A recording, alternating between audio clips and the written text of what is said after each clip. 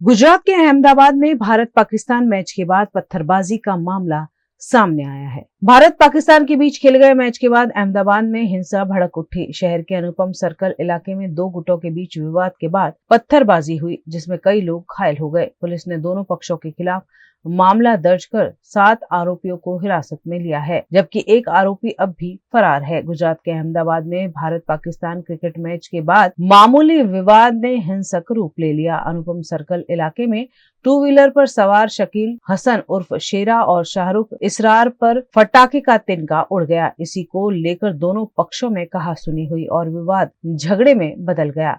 शेरा और शाहरुख शुरुआत में वहां से चले गए, लेकिन बाद में अपने साथियों को बुलाकर अनुपम सर्कल वापस लौटे। दूसरी तरफ गोपी सिंह शेरगिल, निरंजन चौहान, सूरज राजपूत और 2 अन्य नाबालिग भी वहां पहुंचे। दोनों गुटों के बीच झड़प इतनी बढ़ गई कि पत्थरबाजी शुरू हो गई। इस घटना में निरंजन चौहान और शाहरुख इसरार घायल हो गए, जिन्हें अस्पताल में इलाज के लिए भेजा गया।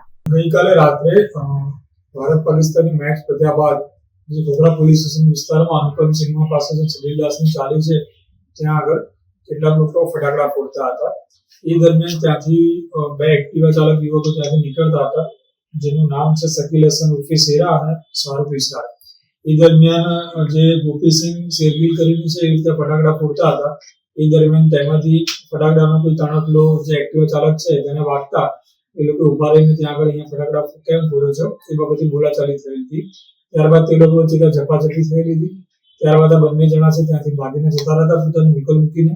આગળ જઈને એમના જે 2 મિત્રો હતા કે જે એક્ટિવા લઈને અગાઉ આગળ નીકળ્યા હતા તે લોકોને સર્કલ પાસે બોલાવેલા હતા। એ દરમિયાન જે ગોપીસિંહ શેરગીલ તેમજ નિરંજન ચૌહાણ, સૂરજ રાજપૂત અને અન્ય 2 સગીરો એ લોકો તેમજ અન્ય અજાણ્યા માણસો ત્યાં સર્કલ પાસે ગયા હતા, જ્યાં આગળ આ 2 એક્ટિવા ચાલક તેમજ બીજા અજાણ્યા માણસો હાજર હતા।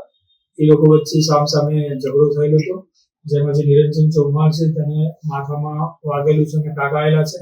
સામેના પક્ષે જે શાહરુખ ઇસરાર છે તેને વાગેલું છે। બંને પક્ષે સામસામે ફરિયાદ દાખલ કરવામાં આવેલી છે, જેમાં એક પક્ષે કુલ 3 અને એક પક્ષે 4 એમ ટોટલ 7 આરોપીઓને અટકાયત કરવામાં આવી છે।